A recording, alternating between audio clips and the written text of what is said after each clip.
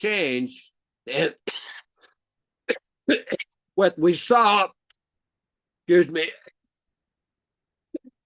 from Srila Prabhupada's books, by quoting directly from Prabhupada's books and these verses and examples, it's the perfect way to preach. It's the perfect way to present Krishna conscious philosophy to anybody, whether it's some big pundits in India or a person down the street. It works everywhere. Very important, very important. At this point, I'd like to invite our good friend Ishan Prabhu. Maybe if you'd like to make a few comments or chastisement or admonishment, that's also welcome too. In the last quote, Srila Prabhupada made a very significant statement. All of Srila Prabhupada's statements are significant, of course, but it struck me because I was concerned. We say that who can be a spiritual master? He must be conversant with the science of Krishna consciousness. Now, I know people who have memorized Bhagavad Gita, but that does not make them a spiritual master. In the same couple of sentences, Srila Prabhupada said, he must be a pure devotee. So to become conversant with the science of Krishna consciousness, or to become qualified,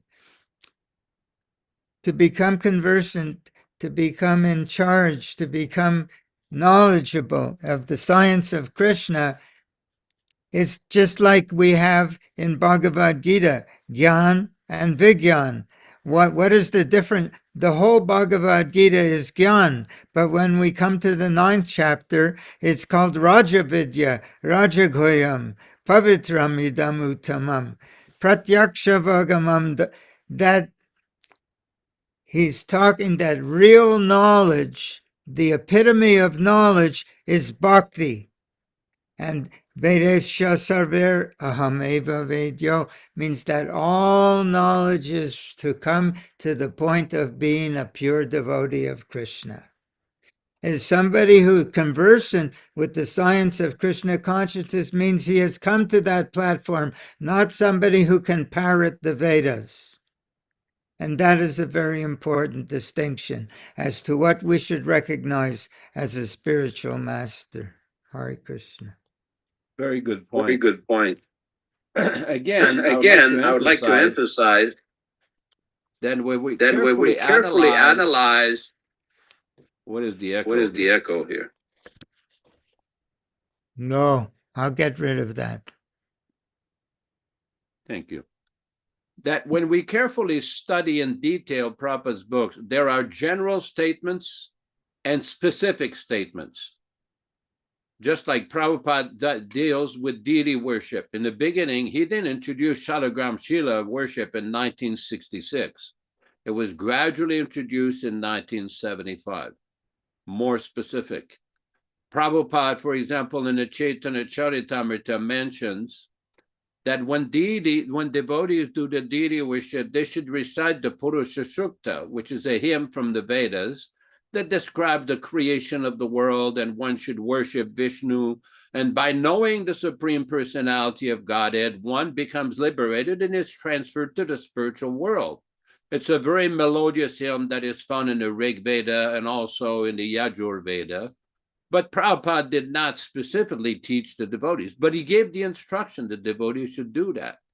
Now, I had the good fortune, along with Achyutananda, to be able to learn some of these Vedic hymns for Vedic ceremonies and temple ceremonies and Abhishek ceremonies. Prabhupada wanted, in other words, there are general instructions, do the deity worship, and specific instruction. It's the same thing about a guru. How many times did Prabhupada tell us to become fully conversant, to become a pure devotee? Only such a person is fit to occupy the position. What is that? Mahabhagavata Sreshno, topmost Mahabhagavata. It's our duty to follow Prabhupada's instruction, not to cherry pick. And then it's like Prabhupada compares in the Chaitanya Charitamrita. This is called the Ardha Kukuti Nyaya. This is a farmer who has chicken, Now the chicken has the mouth, you got to feed the chicken. And then the chicken will produce eggs. So the chicken doesn't want to spend on feeding the chicken. He wants to cut them out so he can still get the eggs without feeding the chicken. This is the Mayavadi technique of cherry picking. It's like a salad bar Siddhanta. When people go to some salad bar, they'll pick some cheese, they'll pick some chickpeas, they'll pick some tomatoes, but they may not like such and such foods. Okay, they're very selective. We cannot study the Shastra and Prabhupada's teachings in that way. We have to take the entire teachings and be careful. It's just like we've made a point before. There are many devotees, they've been indoctrinated to think, well, if you follow the regulative principles nicely, you follow the rituals, then it's guaranteed that you're going to attain everything. And then they're surprised, well, how did devotees who've been doing that for years and years fall away? How did they engage in so many non-bona fide activities? Well, along with the chanting, along with the following, there's also a principle. It's called no mental speculation. When I was first joined the temple in Montreal, Sripati and Nishan Prabhu were there, Bharadwaj was there. And I remember Sripati one time telling me, well, you have to understand this philosophy. We take our knowledge from Prabhupada, the Acharya. He is the authority. We don't speculate. We don't invent meanings. We don't invent interpretations. This, in other words, we don't engage in mental speculation. And now, unfortunately, mental speculation is rampant with all kinds of interpretations. I mean, you've heard us before as part of this program when we had discussion about kirtans, that Prabhupada several times would send, and I know Ishan knows what I'm talking about because he had personal direct experience from Srila Prabhupada, who basically would sometimes Prabhupada would send his personal servant or the person in his room, his personal servant, to go stop the kirtan, because devotees would get they would basically invent new songs or carry on and on and on with some songs that Prabhupada, he was trying to keep things simple. Now people will invent new kirtans under the plea, well, it's Radharani's name or it's Krishna's name. Yes, but is it been authorized by the Acharya? Is it been specifically given by the Acharya, Srila Prabhupada? Otherwise, one may become a sahajya thinking he's making wonderful spiritual advancement. That is the difference between following properly and following on the basis of mental speculation. This is very important because we see that devotees get misled with all different kinds of interpretations, all different kinds of concoctions, and it creates trouble. It creates big trouble in their own lives and in the lives of innocent followers. Very important. At this point, we will proceed to read our verses from the Srimad Bhagavatam. Maybe Rupa Goswami Prabhu, you can play the Jai Radha Madhava, and we will go on with that. Hare Krishna.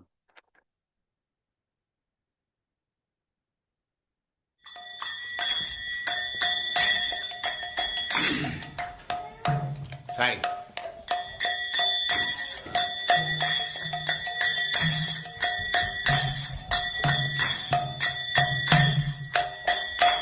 Jaya Radha Madhava Punya Bihari. Jaya Radha Madhava Punya Bihari. Jaya Radha Madhava Punya Bihari.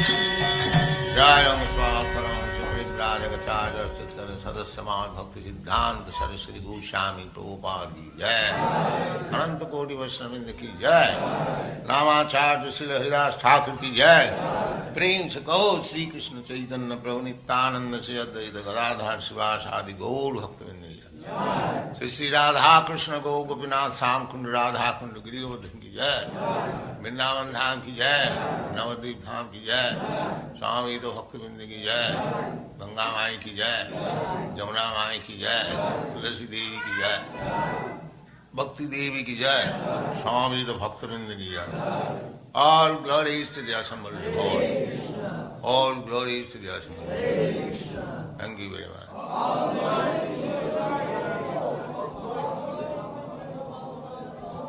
Om Namo Bhagavate Vasudevaya. Om Namo Bhagavate Vasudevaya.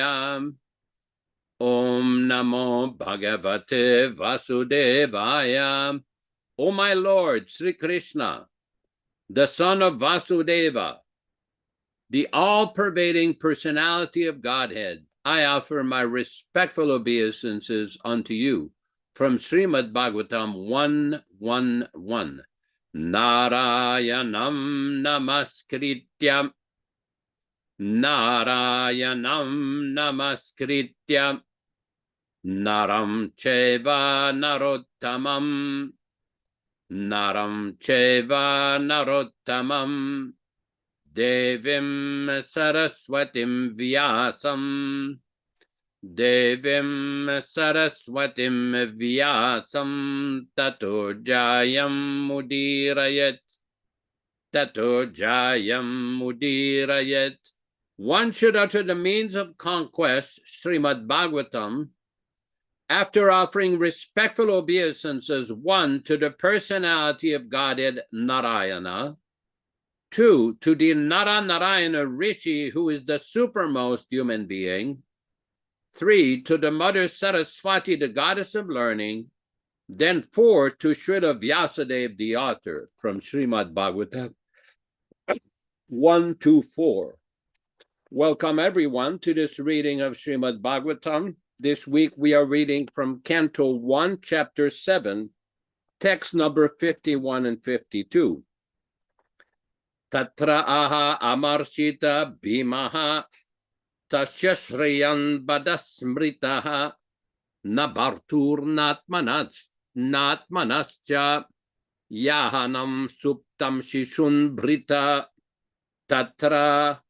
Thereupon Aha said, Amarshita, in angry mood, Bhimaha, of the name, Tasya, his, Shreyam, ultimate good, Badaha, killing, Smritaha, recorded, Na, not, Bartur, of the master, Na, neither, Atmanaha, of his own self, Ya, one who, Ahanam, killed, Suptam, sleeping, Shishun, children, Brita, without any purpose. Translation by Srila Prabhupada. Bhima disagreed with them and recommended killing of this culprit who had murdered the sleeping children without any purpose, either for his master, for his own interest. Text number 52. Nishamya bhina gaditam dropadyascha chatur bhujaha alokya bhadanam sakyur idamaha asanniba. Nishamya, just after hearing Bhima, of the name Gaditam, spoken by Draupadyaha, of Draupadi, Cha, and Chatur Bhujaha, the four-handed personality of Godhead, Alokya, having seen Vadanam, the face, Sakyur, of his friend, Idam, this, Aha, said, Hasan, smiling, Iva, as if. Translation by Srila Prabhupada. Chaturbhujaha, or the personality of Godhead, just after hearing the words spoken by Bhima, Draupadi and others saw the face of his dear friend Arjuna and began to speak as if smiling. Purport by Srila Prabhupada. Lord Sri Krishna had two hands, and why he is designated as four-handed is explained by Sridhar Swami that both Bhima and Draupadi held opposite views in the case of killing Ashwatthama. Bhima wanted that he should at once be killed, while Draupadi wanted to save him. We should imagine as if Bhima is ready to kill while Draupadi is obstructing. And in order to prevent both of them, the Lord had to discover another two hands, just to stop both Bhima and Draupadi in their respective activities. Originally, as primeval Lord Sri Krishna displays only two hands, but in his Narayana feature, he exhibits four hands. In his Narayana feature, he resides with his devotees in the Vaikuntha planets, while in his original Sri Krishna feature, he resides in the Krishna Loka planet, far and far above the Vaikuntha planets in the spiritual sky. Therefore, his Sri Krishna is called Chaturbhujaha. There's no contradiction, because if need be, he can display hundreds of hands as he exhibited in his Vishwarupa shown to Arjuna. Therefore, one who can display hundreds and thousands of hands can also manifest four hands also whenever it is needed. When Arjuna was perplexed in the matter of deciding what to do with Ashwatthama, Lord Sri Krishna, as very dear friend of Arjuna, voluntarily took up the matter, and just to make a solution was smiling also. So to deliver his dear friend from the perplexity, he began to say as follows.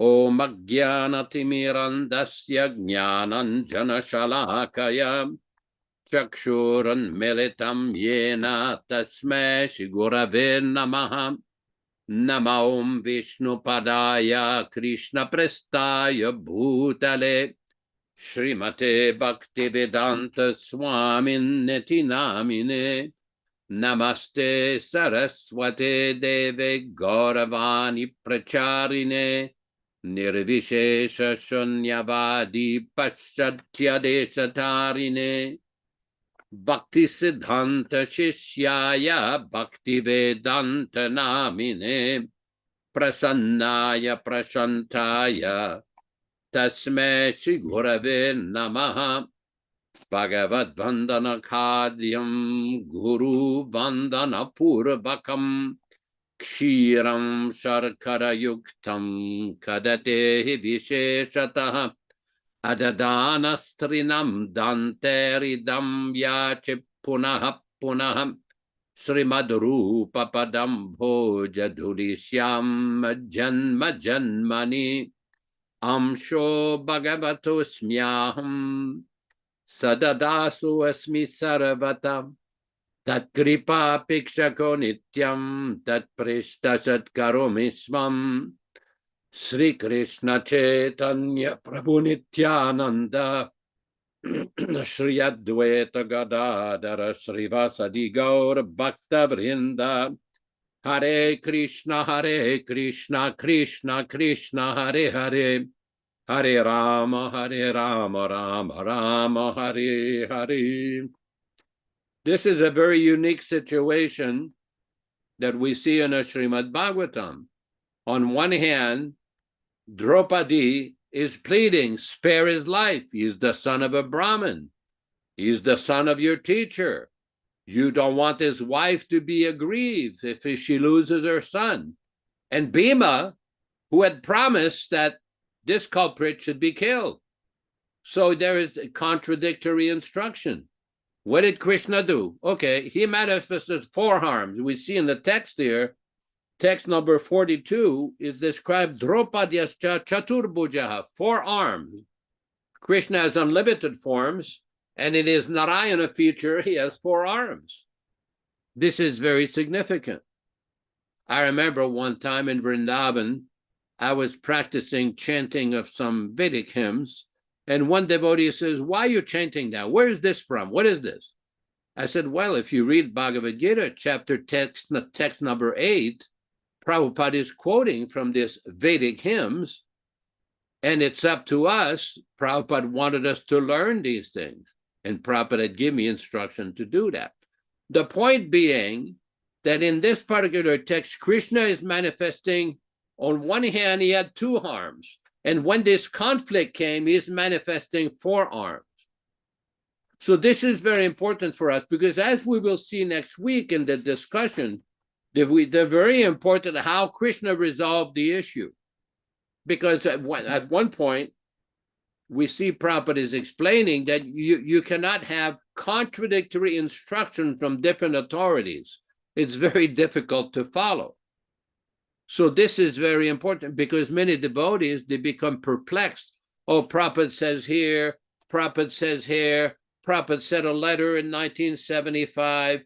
Oh, Prabhupada said there in the Bhagavatam or in the Chaitanya Charitamrita. Why are you people saying this? Well, we have to take the totality of the instruction, carefully study with a humble, submissive mind, and see what was the real intent of Srila Prabhupada. Because it's like I said, the general instructions and detailed instructions. What we will see in the next text of Bhagavatam, Krishna will give very detailed instruction of what is to be done with a Brahmana who does not follow the activities of a Brahmana, who deviates from the activities of a Brahman. Several times as part of our discussions, Krishna, we've mentioned that Ashwatthama was described as a Brahma Bandhu, not a qualified Brahmana, but a friend of the Brahmana. And sometimes devotees use the word Guru Bandhu.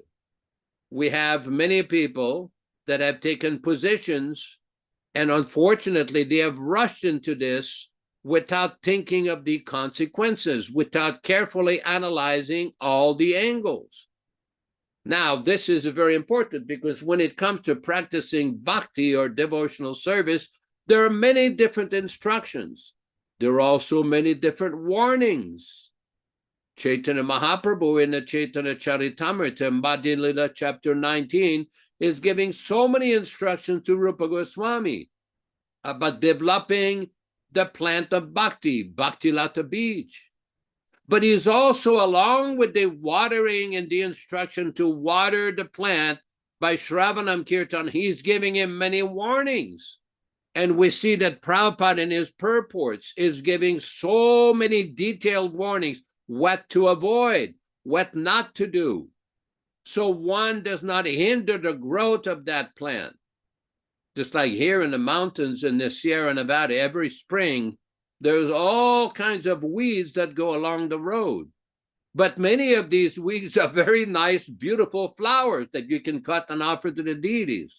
Unless you know what they are, you may confuse a very beautiful flowers that can be offered to Krishna as a noxious weed. So one has to learn the positive aspects and also what are the dangers. Just like there is a purport and another purport in the Chaitanya Charitamrita in a connection with Madhavendra Puri installing the deity on Govardhan Hill. And Prabhupada in one purport explains about different kinds of Mahajans. This is a very important point, that one has to carefully study and analyze what is Prabhupada saying. Why is Prabhupada spending so much time giving us the beautiful aspect of bhakti, the chanting, the dancing, the prasadam, the deity worship, the tulsi worship, the obeisance? Oh, this is all beautiful. But then there are warnings. Just like when your person becomes initiated as a Vaishnava, he receives a new name. He makes a promise to chant Hare Krishna, promise to follow the regular principles. And along with that process, Prabhupada used to explain to avoid the 10 offenses. This is a very important point. But sometimes a person becomes complacent.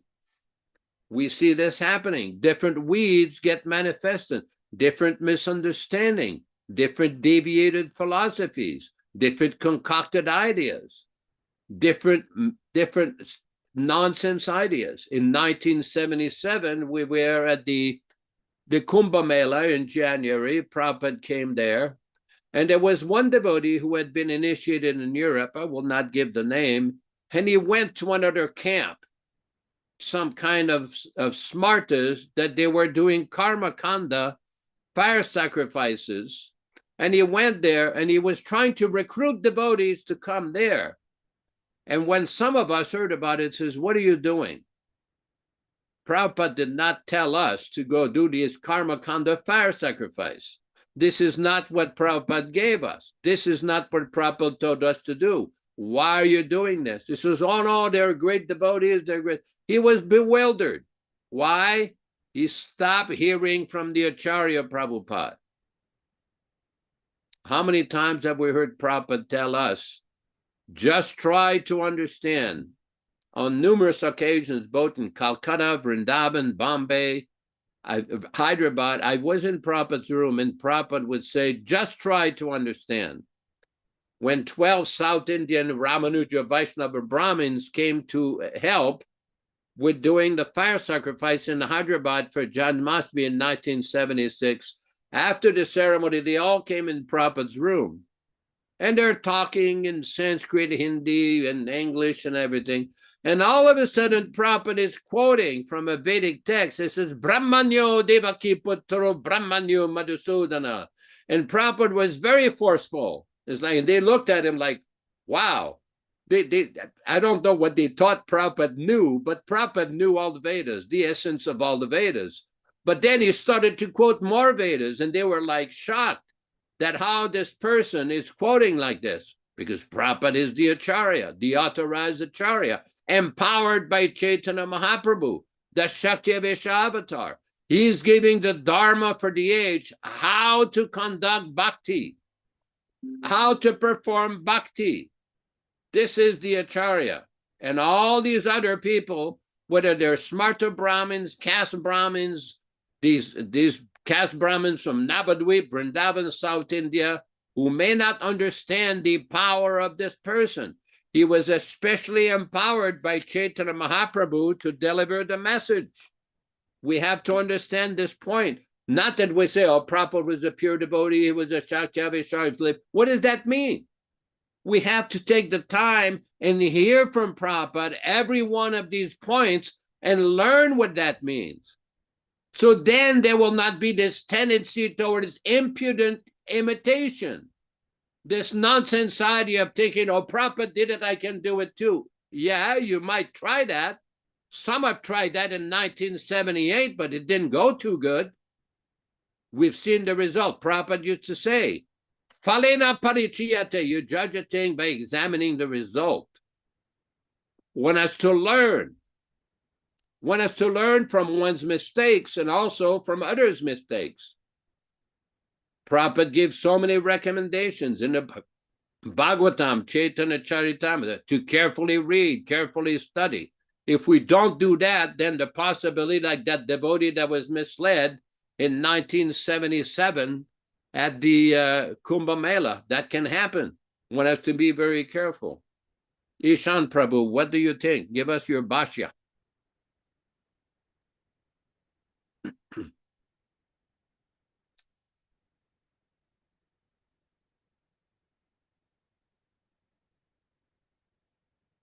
Sound is there? Not yet. Not yet. Nope. I don't think you're connected yet.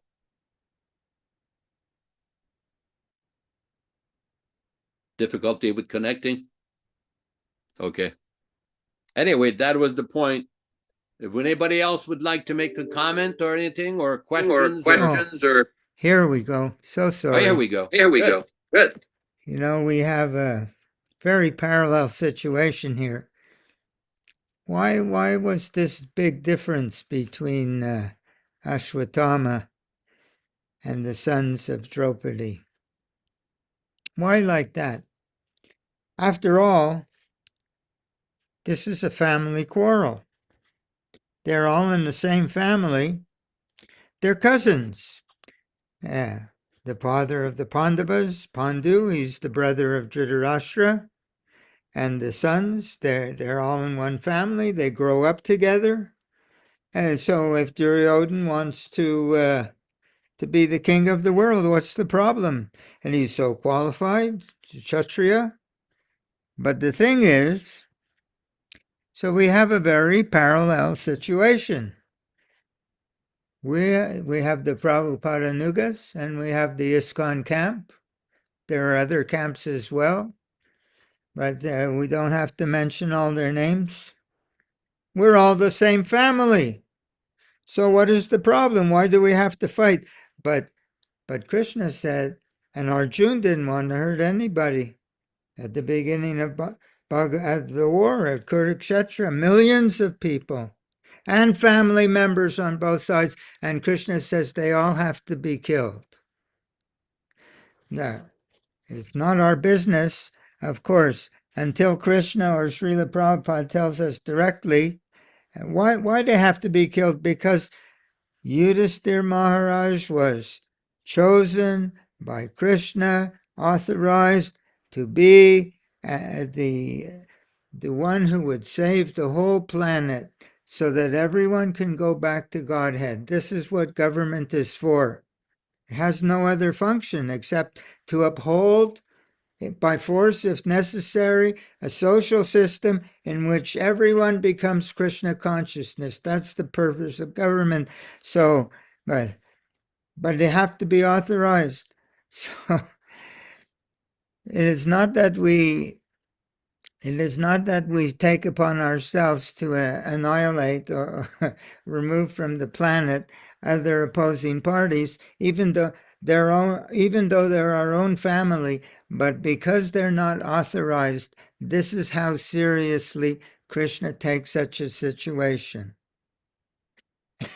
And so we have the same business here. And until we hear it from Srila Prabhupada or Krishna directly, we should simply go on like Srila Prabhupada went on in the presence of the Gaudiya Math, who were appointing gurus, and simply spread Krishna consciousness under the direction of his spiritual master, as he was told to do, as he was empowered to do. But so we have to see and not become emotionally confused. That there are, I know, devotees who are trying to make, we should all come together, we should all sing together, we should all take prasadam together. No, these people are on the other side. And what is that other side? That it is not authorized by Krishna. And therefore the battle of Kurukshetra take place. So our battle of Kurukshetra is simply to follow the instructions of Srila Prabhupada the way he gave them to us, and not to go invent any new way of doing anything. Hare Krishna. Very important point. Because we see that many people invented many different interpretations. I had an interesting exchange with a devotee in 1980 when I was in Buffalo, New York. And devotee said, well, what you're doing is not authorized here. This is not real deity worship and not real prasadam. I says, what's not authorized?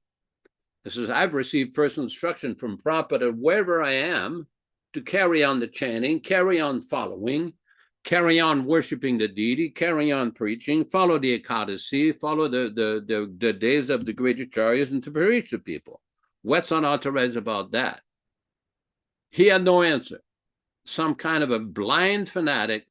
I said, then I took him back to Godhead magazine. I said, here's a person here. You say that he doesn't live in an ISKCON temple, but he is considered authorized because he goes along with the official party line. Here's another devotee down the street who chants the rounds, follows the principles, offers the bhoga, does the Tulsi worship, does the program as Prabhupada, but he is not considered authorized by you because he doesn't follow the party line. It says, I call that parampara pablum. This is blind interpretation. In other words, we are not a political party. Prabhupada preached Krishna consciousness. When we were in Saudi and Coimbatore one time, We had an experience where a life member arranged a program, 5,000 people showed up, massive Pandal, big program. Next week, he arranged a program, 10 people came. So when we saw Prabhupada the next time and in Bombay, we related the incident to Prabhupada, and Prabhupada said, well, the problem with you too is you're too attached. You're too attached to the result. I said, you just preach and leave the result to Krishna. If you are very sincere, Krishna himself will personally make sure that you become successful. And then Prabhupada started preaching the Bhagavad Gita. Krishna tells Arjuna, Karmani evadikaraste mafalishu kadachana. Just do your duty, don't be attached to the result. But in the neophyte stage, we're very attached to the result. Everybody wants recognition. They want position, profit, adoration, distinction, name, fame, power, so many different distractions. Then Prabhupada asked us, well, what do you do in the morning? Well, what time do you get up? What do you do? He says, well, we get up at 3:30, take a cold bath, put the tilak, do Mangal Artik, and then we have the Nishinga prayers, Japa, Tulsi, Bhagavatam, the whole program. It says, but there's no ISKCON temple problem. And Prabhupada said, that is ISKCON. When you follow these instructions, that is ISKCON. So this misconception that you have to have some kind of a rubber stamp from some ecclesiastical person who may be deviated and themselves may not even follow, that is incorrect. Anybody can follow Prabhupada's instruction anywhere, anytime. Ahetukiya pratiyata. Whether it's in Prince Edward Island, in New Mexico, in Montreal, in Italy, in Twain Harte, California, or anywhere, anybody can follow. It does not depend on official ecclesiastical approval. Because this is a very important point that many devotees are bewildered. If we follow Prabhupada's instruction, he's given everything. Everything has been given. Our task is simply to follow, or at least try to follow, try to understand. Give it to other people. Give the teachings to others. Just last week, I had experience to a neighbor who comes over and speaks to another resident in my household. And I was cooking. I was cooking some rice and some vegetable, did the offering. She's been here many times, saw the deity. She even saw a fire sacrifice one time. And she says, oh, you're cooking. I said, yeah, it's cooking has been offered. This is prasadam. Would you like some prasadam? So, oh, yes, because she's taken prasadam before. Now, she's not a full-fledged devotee. She doesn't fully follow or chant 16 rounds, but she likes the prasadam, and she likes Krishna.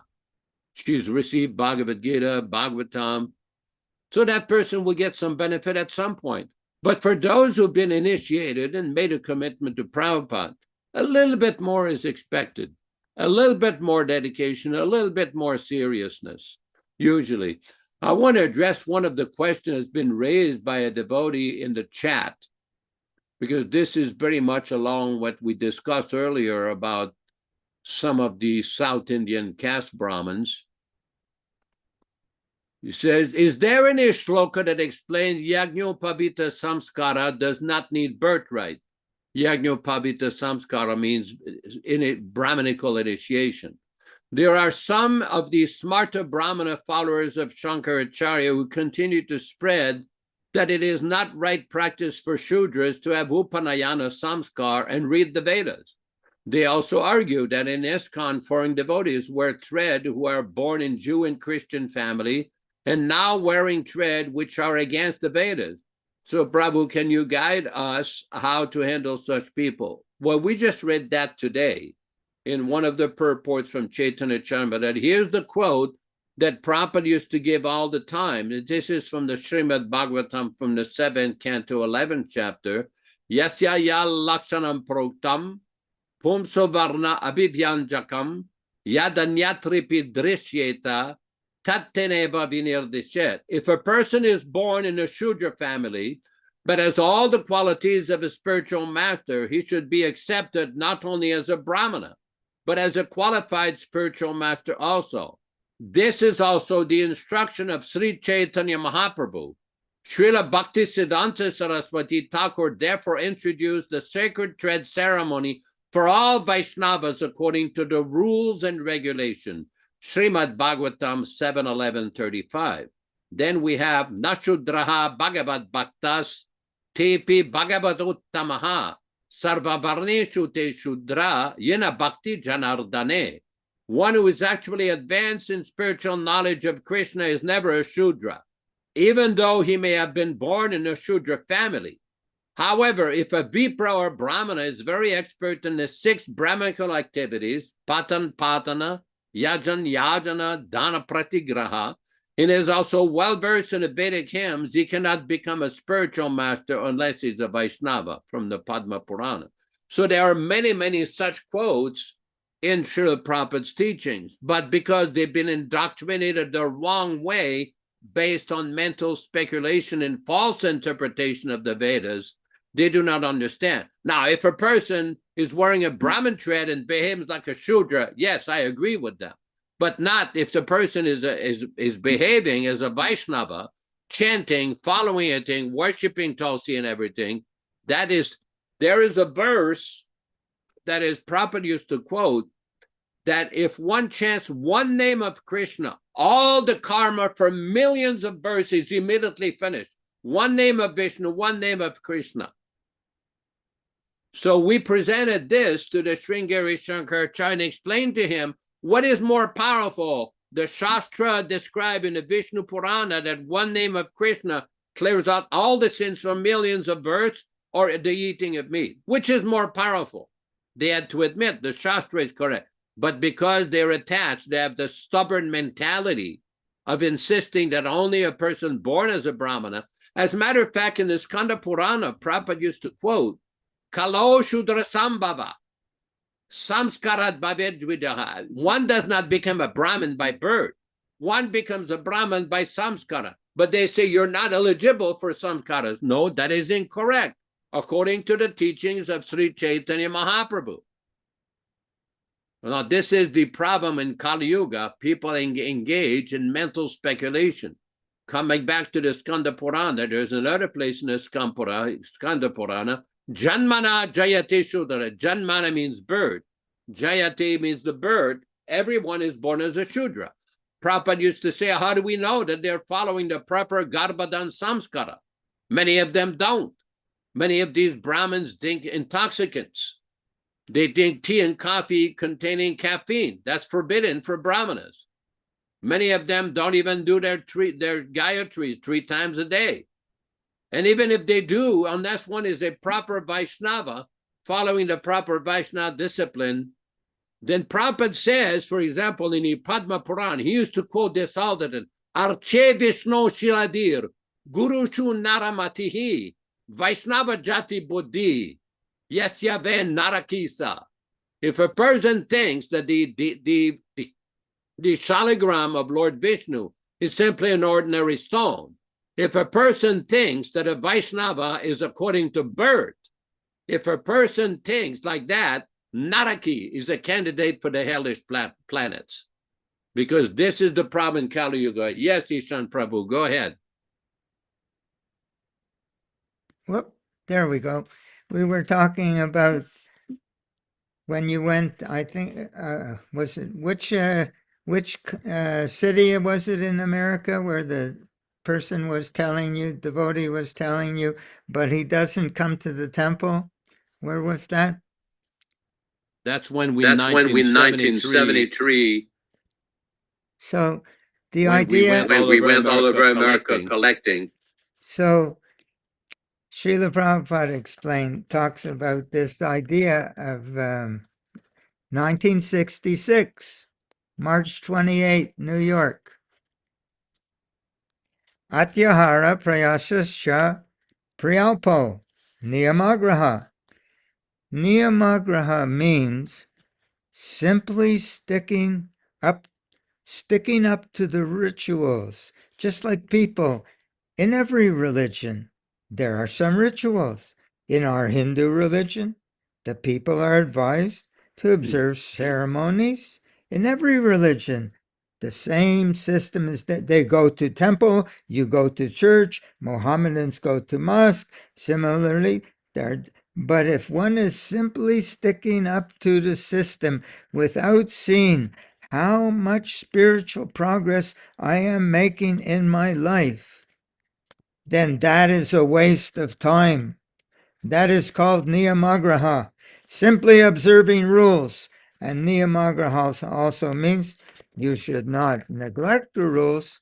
You should not neglect the rules and regulations. At the same time, you should not confine yourself simply to rules and regulation. Okay, I've got 10 of these quotes, so I won't go on.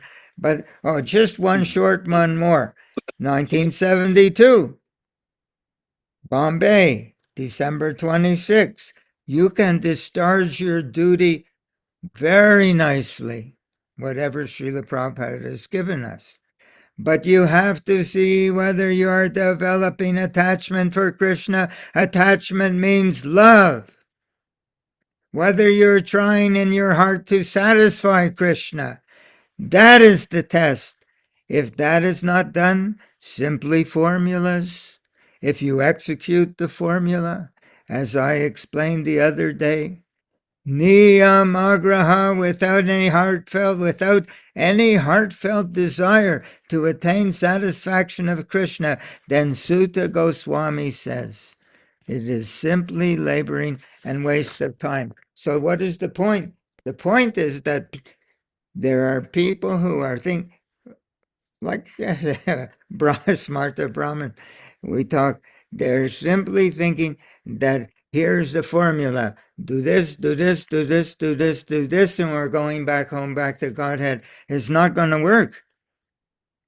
All Srila Prabhupada says we cannot ignore, but unless we try to saturate these devotional activities with the devotional feeling, very harsh words, niyamagraha, simply wasting time, because it's not going to grow in that way. In Krishna consciousness, the means and the goal is to do everything with love. The means is to do everything with love. Therefore, we have to begin on this platform, the platform of the spirit soul, and then it gradually expands. That is the waking up process of Krishna consciousness. We're all capable to do that.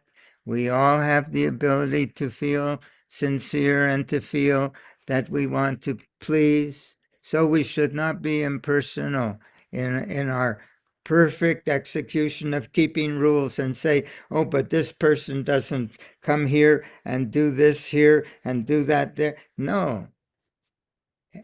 Anyone who's sincere and trying their very best to follow all of Srila Prabhupada's instructions wherever they may be. What if a man is in prison? What if a man has no army? How he can do a puja? So I think you understand what I'm trying to say. That the most important rule, the same in the Bible, in the New Testament, they said, what is the most important rule? So they could catch him and accuse. And he said, to love the Lord with all your heart, with all your soul, with all your strength. And this is the whole business of Krishna consciousness. And the rules are simply the medium through which we cultivate the devotional feelings. Hare Krishna. Very good. Very good. Rochis Mataji, would you like to speak something? On t'en prie de On t'en parler. prie de parler.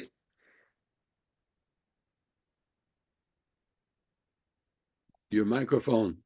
We cannot hear you. We cannot hear you, Mataji. Yes. Oh, yes, now we can hear you. Yeah. We.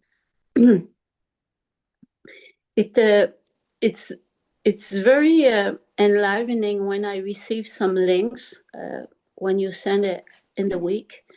I hope everybody received them and have the chance to read them, because in those meetings we have Srimad Bhagavatam. I learned very much things, but by going through these links, I learned much more. I developed some attachment for those devotees who had elevated devotees, and it gives me a chance to develop more attachment for the devotees and Prabhupada too. So thank you very much for these links you sent us. Mm-hmm. Thank you for those classes too. Thank you, I Mataji. appreciate. I'm wondering if Andabaya Mataji is still here. Andabaya Mataji, would you like to say something? Is she here? Did she depart? Oh, here you are. Go ahead. Give us your bhashya.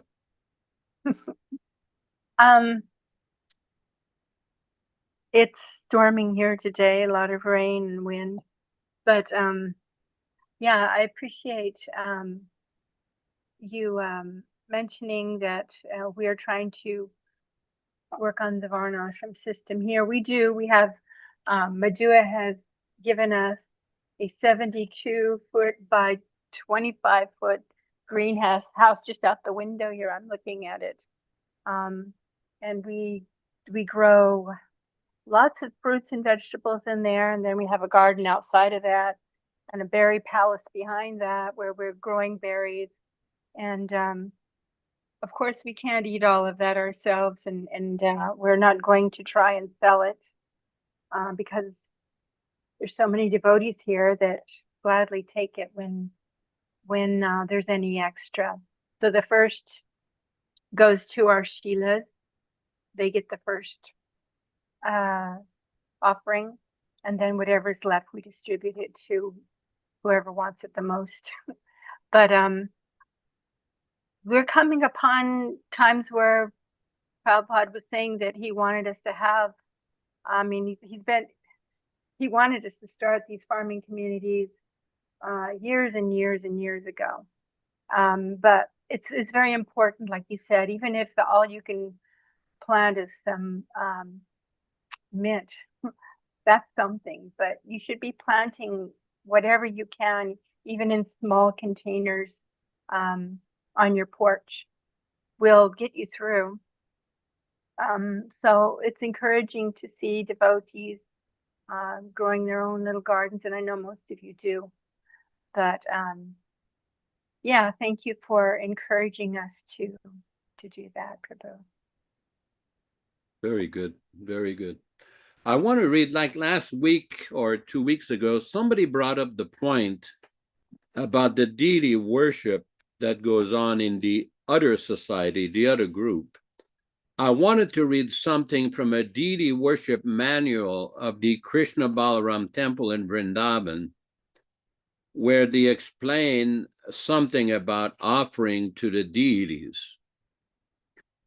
So on page number 30 of that book, it says, after 15 minutes, re-enter deity room and offer achaman to each deity.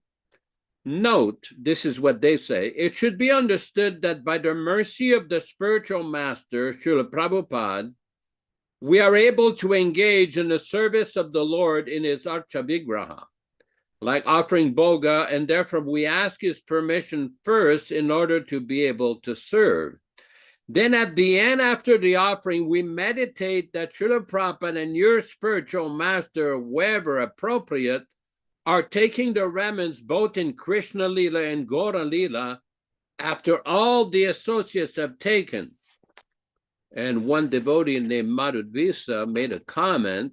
He says, the mantras and procedures in this book appear to be correct and in accordance with the teachings of Srila Prabhupada, except for one very important mistake in the procedure for making offering to the deities. Srila Prabhupada warned us, from now on, unless I order you to do something, change or in addition, go on with the usual standard way. You manufacture ideas and then I have to waste my time.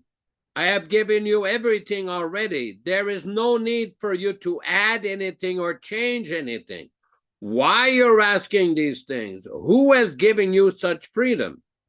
In 1975, Srila Prabhupada confirmed the process of offering prasadam to the deities, or offering bhoga to the deities. The process is that whatever we offer to the deity, that is offered to Guru. And Guru offers to his Guru. In this way goes to Krishna. We don't directly offer to Radha Krishna. No, we have no right. Neither he accepts in that way. The pictures of the acharyas, why there are. Actually, one has to offer the plate to his guru, and he'll offer his guru, he offers his guru, and in this way, it will go to Krishna. That is the process. You cannot directly approach Krishna or other subordinates to Krishna. That is not possible. Unfortunately, on page 30, the deity worship manual states what I just said about taking the remnants both in Krishna Lila and Gaurila after all the associates have taken. This is completely bogus, a concoction. Srila Prabhupada warned us in a 1973 letter to Dhruvananda, quote, "The greatest danger to our movement will come when we manufacture and create our own process for worshiping the deities. So don't ask any more new questions. Whatever is going on, just follow it, just the exact standard as given in you. That's all." So this is a very important point, that there's a lot of mental concoctions going on with people thinking that they're taking prasadam with Lord Chaitanya or Lord Krishna artificially. Prabhupada did not instruct us like that. This is the problem with the mental speculation that we've discussed before. It's prevalent very much in that group, all the way with their initiations and concoctions. As far as that deity worship book, many of the procedures were never introduced by Srila Prabhupada. They allegedly made a book that was supposed to follow Hari Bhakti Vilas, and they ended up publishing a book that was allegedly authorized in the Gaudiya Math, which Prabhupada never reviewed, and there's no specific direct instruction from Prabhupada to follow things in that way. So, I mean, as far as I've reviewed all the prayers they have in their so-called deity worship manual, the prayers are bona fide, they're correct. The procedures, it is doubtful whether Prabhupada ever authorized all these procedures that we see with the concoction that they have here. People should just follow the system that Prabhupada has given. Thank you very much. Vijay Pandit Prabhu, you have a question. Your hand is raised. Hare Krishna. Actually, the question is my wife that is making the question.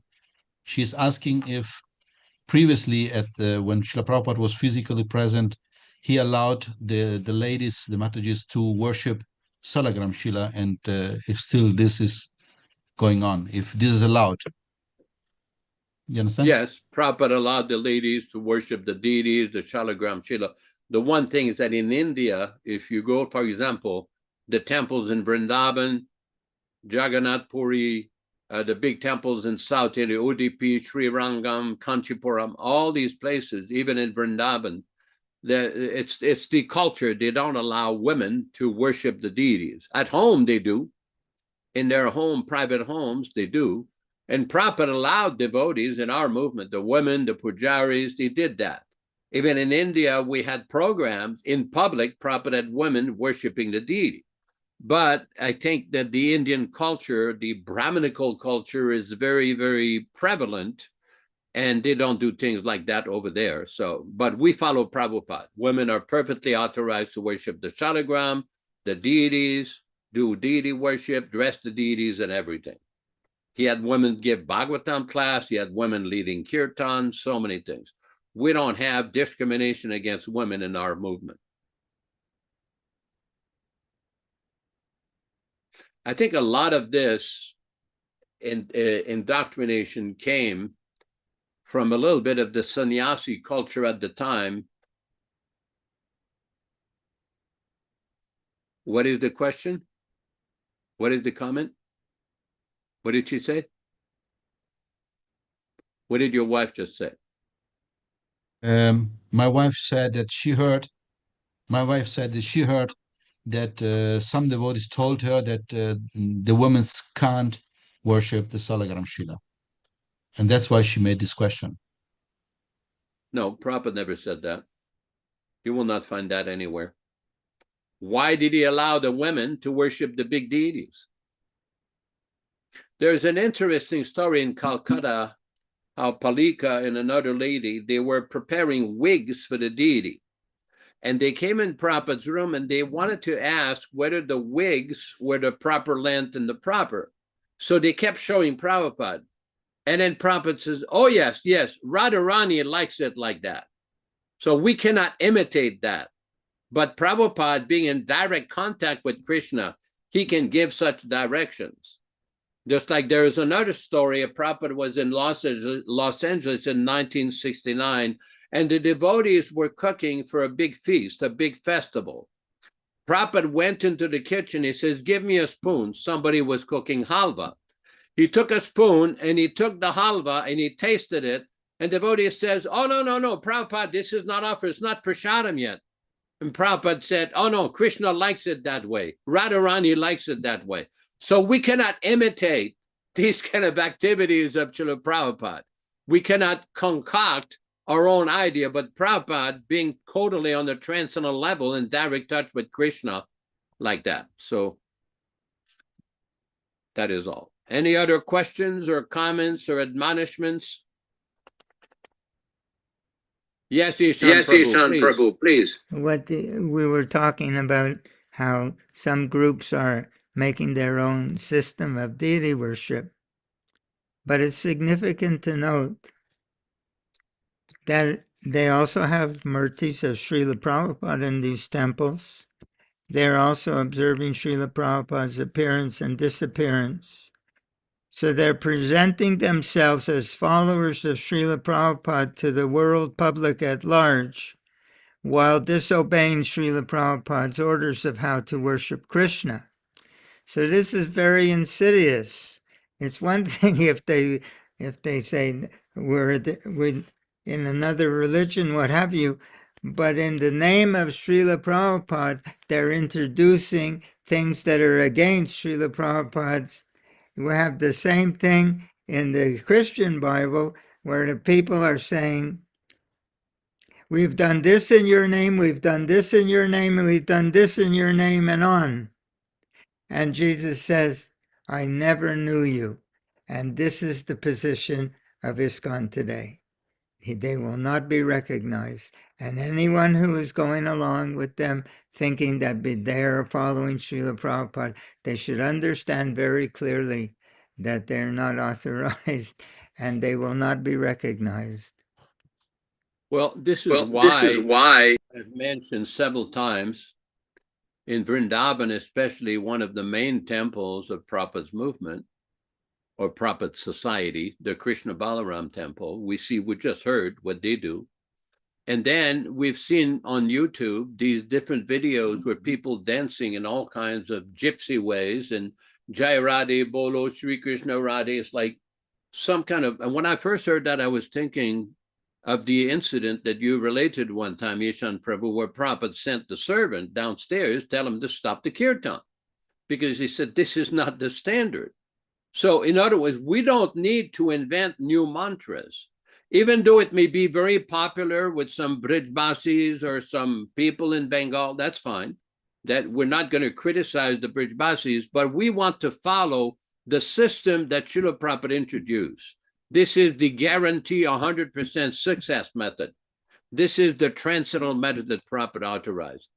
Neil Sharma Prabhu, please, you have a question.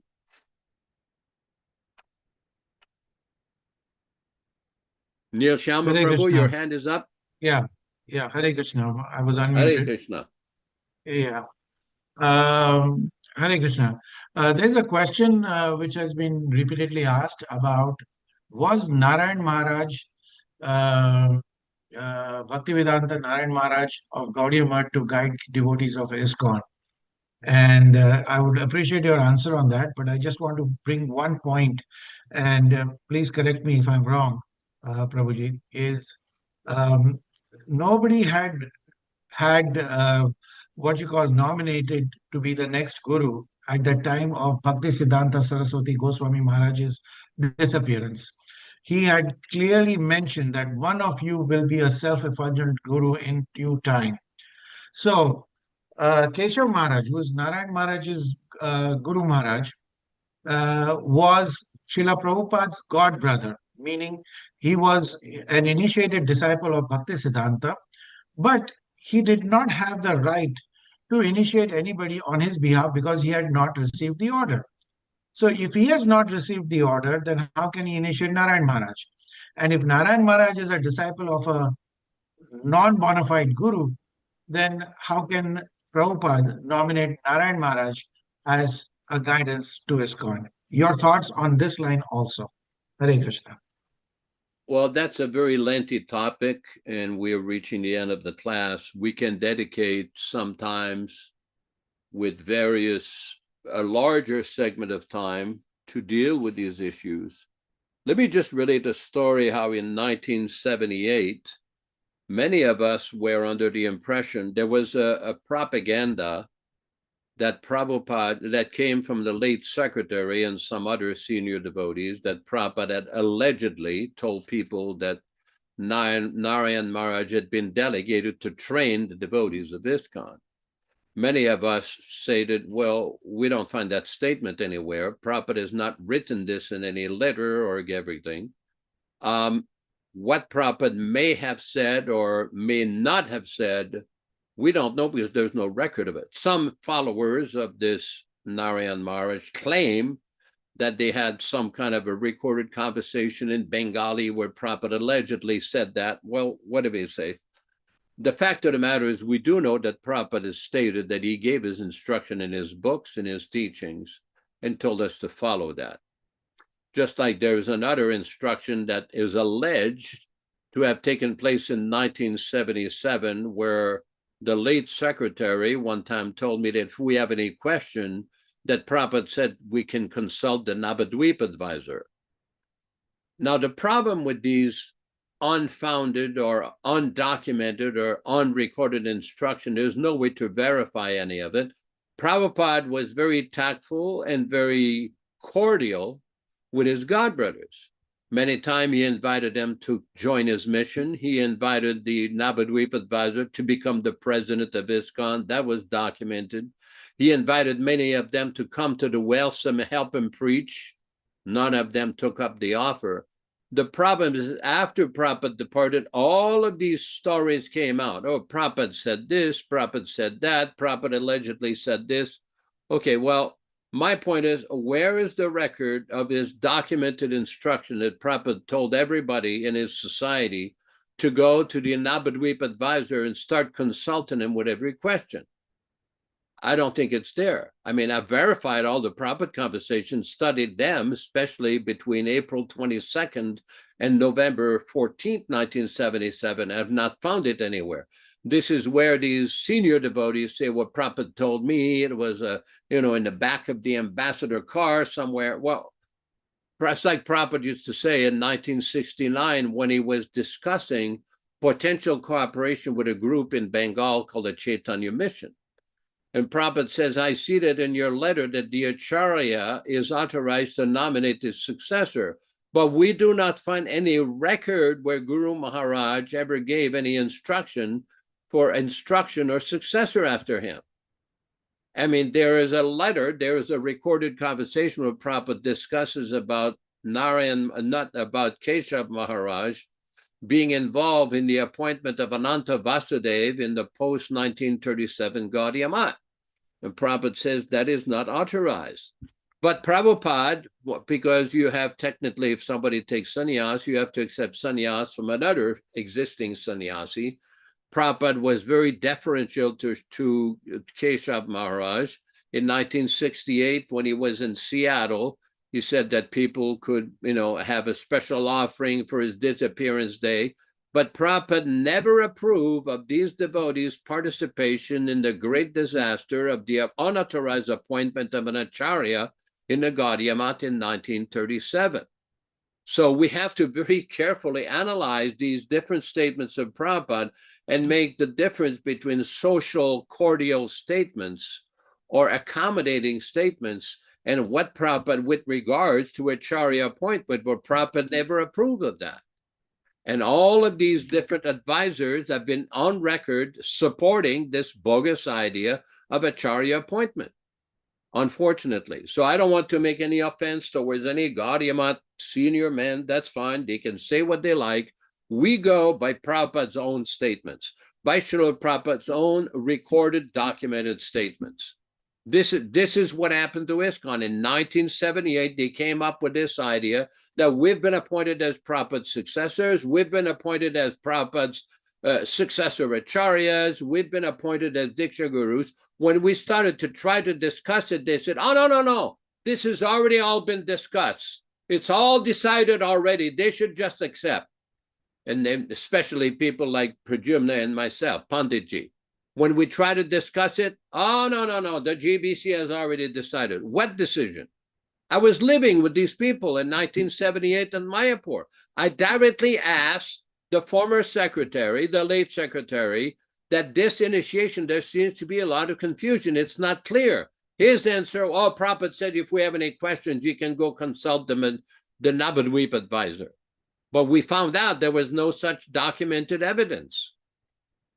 So, Ishan Prabhu, you have a question, a comment? All of this discussion can go on. There's no end to it. But what it boils down to, going to different people's opinions. Like I've seen a letter someone sent to me where an ISKCON person said, we have done research by consulting, and we have found out that Srila Prabhupada has made a mistake, and we're correcting. But so what it all comes down to is that people have to understand, well, it's a choice, I suppose, that Srila Prabhupada, hearing from Srila Prabhupada, reading from Srila Prabhupada is as good as hearing from Krishna himself. And that's not to take Srila Prabhupada as a very nice gentleman from India, who, etc. Not again and again, Srila Prabhupada warns us in his literature not to take the Acharya as an ordinary human being. He's not from this world. He's simply come down on behalf of Krishna, Lord Chaitanya, to give us how to approach Krishna through them, under their guidance. And so unless people understand that these deity worship changes, book changes, this changes, that changes, whatever changes, it will never stop because they simply do not understand who Srila Prabhupada is. That he's the Vaikuntha man, that he's Krishna's intimate associate, end of story. And that's all we have to know. And then our path is open. Hare Krishna. Well, thank you very much. Based on this, Rupa Goswami, we can conclude the program with the offering of obeisances. Maybe you can display the text of the Vanchakalpa. Is he still here? Yes, he is. Very good. I just want to make a brief announcement. Rupa Goswami is going to have a Pran Pratishtha installation of Gaurnitai deities on the 19th of April. It's going to be a little late, our time, but he has procured some beautiful Gaurnitai deities, and so he's going to be installing those. I'm working with him on the proper prayers and hymns to chant on that day and everything. So I think he might be sending a Zoom link to various devotees who can probably watch it. It might be a little late according to our time here in the West Coast and probably in the middle of the night in the East Coast, but for those who might be interested, it will be there. Let us offer our respectful obeisances to all the Vaishnava devotees. Vanchakalpa tarubhyascha kripa sindubhya evacha patitanam pavanebhyo Vaishnavibhyo namo namaha. I offer my respectful obeisances. We all offer our respectful obeisances unto all the Vaishnava devotees of the Lord who can fulfill the desires of everyone, just like desire trees, and who are full of compassion for the fallen souls. Thanks, everybody, for participating in the program. Thanks, our good friend Rupa Goswami in Mumbai, India, Rochi Samataji in Canada, Vijay Pandit in Italy, Neil Shyama Prabhu in Florida, and everybody who participated in the program. We invite all of you to come back next week, and we might dedicate a certain very cool-headed discussion about some Gaudiya Math advisor, because there seemed to be some considerable misunderstanding about some of Prabhupada's alleged statements or make-believe statements that are circulating, and we will deal with factual statements from Srila Prabhupada about some of his godbrothers and everything to help us understand how Prabhupada viewed the whole issue and why the whole controversy that occurred in 1937, sometimes I keep saying what took place in 1978 in ISKCON was Gaudiya Math Part 2. We will deal with that with a very cool-headed, based on Prabhupada's statements and factual statements, and we'll discuss that, some of it next week. Thanks everybody for participating. Next week, we will have another very interesting discussion along with our Srimad Bhagavatam. We will have a discussion on the disappearance day of Abhiram Thakur, an associate of Lord Chaitanya. So please join us. I think next week will be the 12th of April. Also, that day will be the disappearance day of Vrindavan Das Thakur. So we will discuss about Abhiram Thakur and Vrindavan Das Thakur.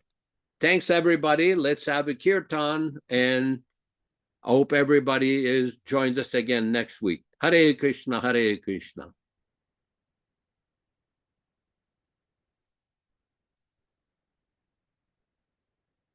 Rupa Goswami, Krishna Kirtan.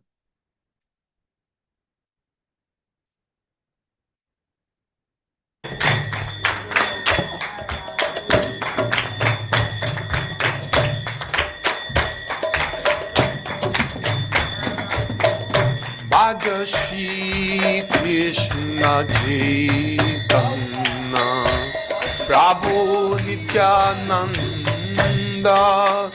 Shri Advaita Gadadhar Shivasadi Gaur Bhaktivinoda Shri Krishna Chaitanya Prabhu Nityananda Shri Advaita Gadadhar Shivasadi Gaur Bhaktivinoda Bhaja Shri Krishna Chaitanya Prabhu Nityananda Shri Advaita Gadadhar Shivasadi Gaur Bhaktivinoda Bhaja Shri Krishna Chaitanya Prabhu Nityananda Shri Advaita Gadadhar Shivasadi Gaur Bhaktivinoda Bhaja Shri Krishna Chaitanya Prabhu Nityananda Shri Advaita Gadadhar Shivasadi Gaur Bhaktivinoda Bhaja Shri Krishna Chaitanya Prabhu Nityananda Shri Advaita Gadadhar Shivasadi Gaur Bhaktivinoda Bhaja Shri Krishna Chaitanya Prabhu Nityananda Shri Advaita Gadadhar Shivasadi Gaur Bhaktivinoda Bhaja Shri Krishna Chaitanya Prabhu Nityananda Shri Advaita Gadadhar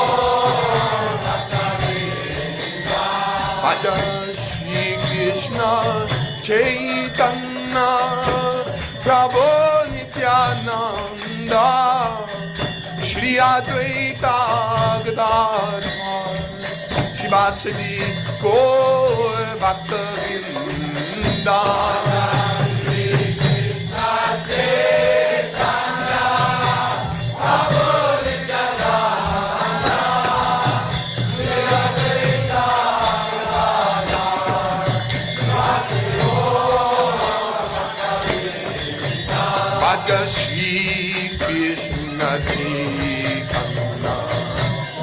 Prabhu Nityananda, Shri Advaita Gadadhara, Shivasri Gaur Bhaktivedanta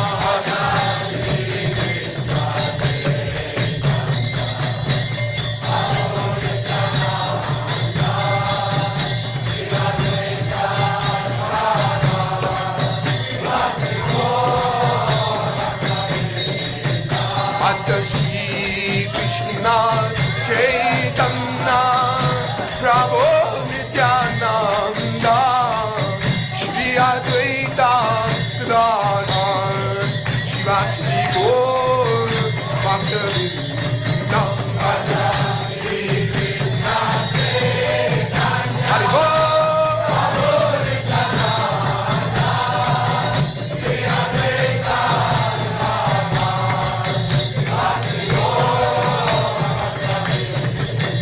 Hare Krishna Chaitanya Prabhu Nityananda Shri Advaita Gadadhara Shivasri Gaur Bhaktivedanta Shri Krishna Chaitanya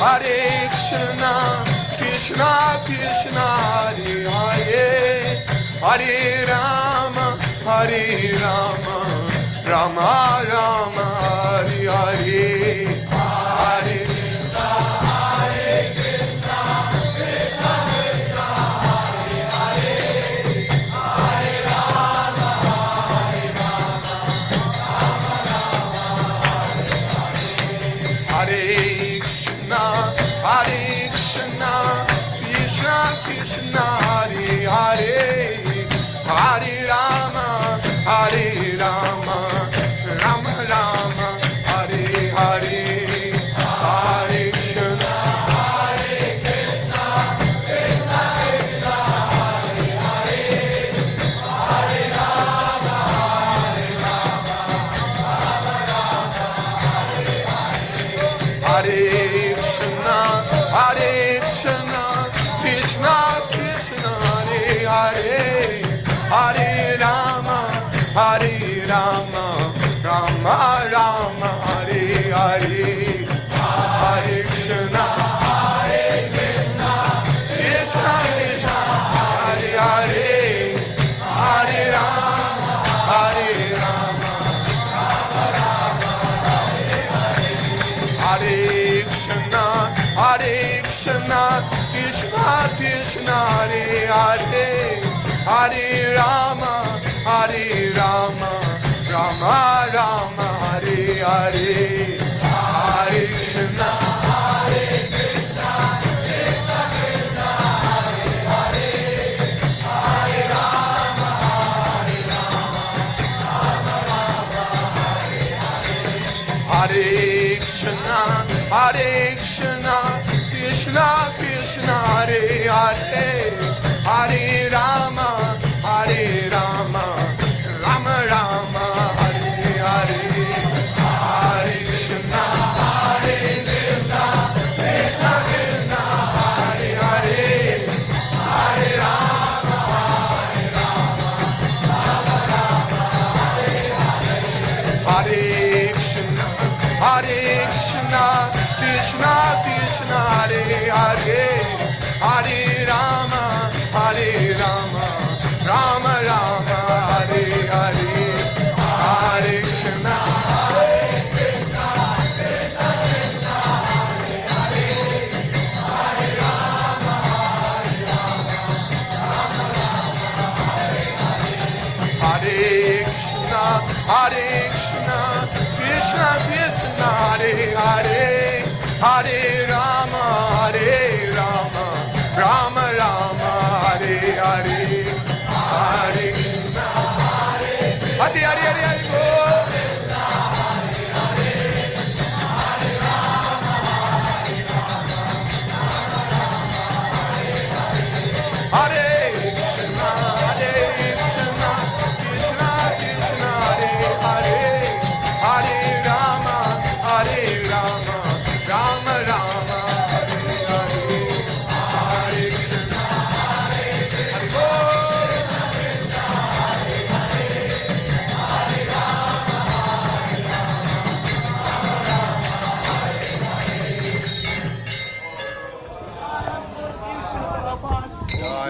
Prabhupada Paramahansa Paripurājakarācārya Sattara Sadasyaman Bhaktisiddhanta Saraswati Goswami Prabhupāda ki jai, Ananta Koti Vaishnavavrinda ki jai, Namacārya Srila Haridas Thakur ki jai, Prem se kaho Sri Krishna Chaitanya Prabhu Nityananda Shri Advaita Gadadhar Shivasadi Gaur Bhaktivinoda ki jai, Shri Shri Radha Krishna Gop Gopinath Sam Kund Radha Kund Giriyavardhan ki jai, Vrindavan Dham ki jai, Navadev Dham ki jai, Swami Bhaktivinoda ki jai, Ganga Mai ki jai, Jamuna Mai ki jai, Tulasi Devi ki jai.